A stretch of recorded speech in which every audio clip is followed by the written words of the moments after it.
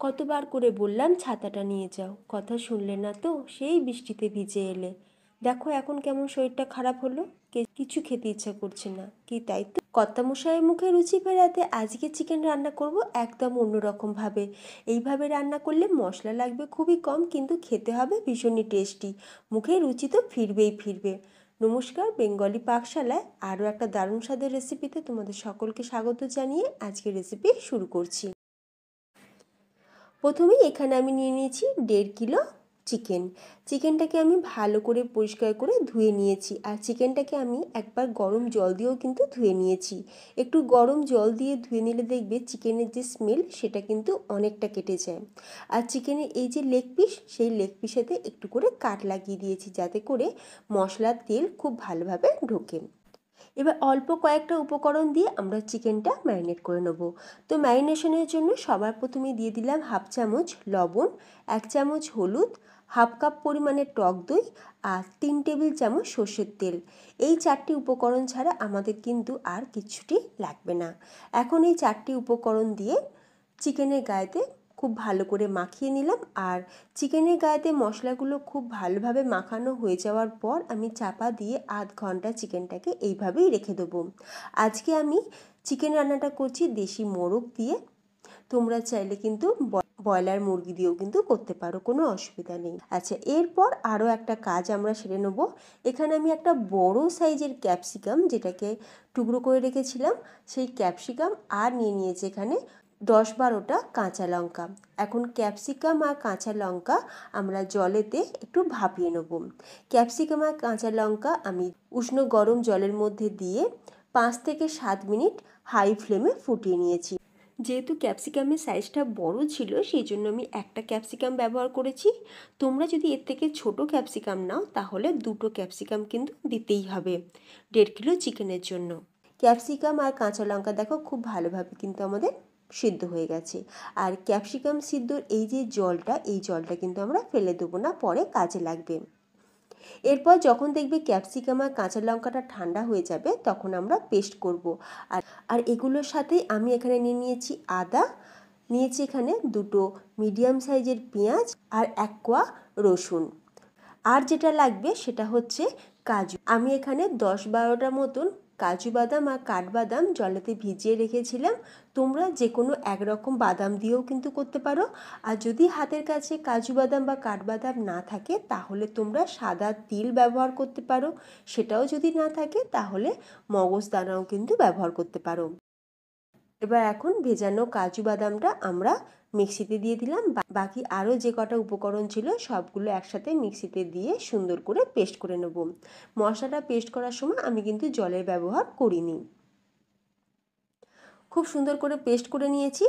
এরপর গ্যাসের উপর কড়াই বসিয়ে দিয়ে দিয়েছি সাদা তেল। তেলটা ভালোভাবে গরম হয়ে যেতে এখানে আমি দিয়ে দিলাম 1/2 চামচ গোটা গোলমরিচ আর কয়েকটা চেরা কাঁচা লঙ্কা। গোলমরিচ কাঁচা লঙ্কা একটু ফ্রাই হয়ে গেলে দিয়ে দেবো এখানে পেঁয়াজ। এখানে 2টো মিডিয়াম সাইজের পেঁয়াজকে সরু সরু করে কেটে নিয়েছিলাম। পেঁয়াজটাকে দিয়ে এখন আমরা গোল্ডেন ব্রাউন করে ভেজে নেব। পেঁয়াজটা যত ভালোভাবে ভাজা হবে বা পেঁয়াজের কালারটা যত ভালো আসবে, গ্রেভির কালার কিন্তু ততটাই ভালো হয়। শুধু চিকেন রান্নার ক্ষেত্রে না, যে কোনো রান্নার ক্ষেত্রে পেঁয়াজ ভাজাটা যদি সঠিকভাবে ভাজা হয় তাহলে গ্রেভির কালারটা খুব ভালো আসে। এখন পেঁয়াজটাকে আমরা একটু বাদামি রং করে ভেজে নিলাম। তারপর দিয়ে দেবো এখানে সেই পেস্ট, ক্যাপসিকাম, কাঁচা লঙ্কা, আদা, রসুন আর পেঁয়াজ, যেগুলো আমরা একসাথে পেস্ট বানিয়ে রেখেছিলাম। এরপর এই বাটা মশলাটা দিয়ে খুব সুন্দর করে কষিয়ে নেব। মশলা কষানোর সময় কিন্তু গ্যাসের ফ্লেমটা লোতে রাখতে হবে, যেহেতু এখানে কাজু বাদাম দেওয়া আছে সেই জন্য ছিটকেও যেতে পারে। খুব ভালোভাবে কম আঁচেতে মশলাটা কষিয়ে নিতে হবে। যখন দেখবে মশলার সাইড থেকে তেল ছাড়তে শুরু করবে, তখন এখানে অ্যাড করে দিলাম ম্যারিনেট করে রাখা চিকেন দিয়ে খুব ভালো করে এখন কষিয়ে নেব। এরপর আমরা চাপা দিয়ে রান্নাটা করতে থাকব। গ্যাসের ফ্লেমটা মিডিয়ামে রেখেছি, আর চিকেনটাকে মশলার সাথে খুব ভালো করে কষিয়ে নিতে হবে। আমি কিন্তু এখনও কোনো রকম জলের ব্যবহার করিনি। আবারও আমি চাপা দিয়ে কিছুক্ষণ কষিয়ে নেব। এইভাবে চাপা দিয়ে দিয়ে রান্না করলে দেখবে রান্নাটা যেমন তাড়াতাড়ি হবে, তেমনি চিকেনের এই রেসিপি কিন্তু ভীষণই সুসিদ্ধ হবে। এখন খুব ভালোভাবে মশলাটা আমাদের কষানো হয়ে গেছে আর মশলার সাইড থেকে দেখো তেলও ছেড়ে দিয়েছে। এরপর আমরা দিয়ে দিচ্ছি সেই ক্যাপসিকাম সিদ্ধ করা জলটা। ক্যাপসিকাম আর কাঁচা লঙ্কা যাতে সিদ্ধ করেছিলাম সেই জলটা দিয়ে দিলাম, আর দিয়ে দিলাম স্বাদ অনুযায়ী লবণ আর কয়েকটা চিনির দানা। একটুখানি চিনি দিলাম যাতে করে, যেহেতু আমরা টক দই দিয়েছি সেই জন্য টেস্টটা যাতে ব্যালেন্স হয়, সেই জন্যই অল্প সামান্য একটুখানি চিনি দিয়ে দিলাম। খুব ভালো করে মিক্স করে নিয়ে চাপা দিয়ে আমরা চিকেনটাকে সুসিদ্ধ করে নেব। কষাতে কষাতেই চিকেন কিন্তু আমাদের 80% কুক হয়ে গেছিলো। জলটা দেওয়ার পর বাকি 20% কিন্তু আমাদের চিকেনটা অলমোস্ট ডান। খুব ভালোভাবে আমাদের চিকেনটা সুসিদ্ধ হয়ে গেছে। এখন ঢাকনাটা খুলে দিয়ে আমি এখানে দিয়ে দিলাম জায়ফল। এখানে জায়ফল কিছুটা, এখানে অল্প সামান্য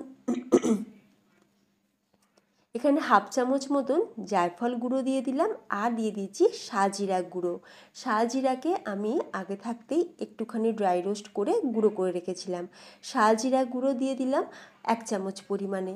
তোমরা চাইলে নর্মাল জিরে গুঁড়োটাও দিতে পারো, তবে শাহজিরার ফ্লেভারটা কিন্তু ভীষণই স্ট্রং আর খুব ভালো লাগে এই চিকেন রেসিপিতে।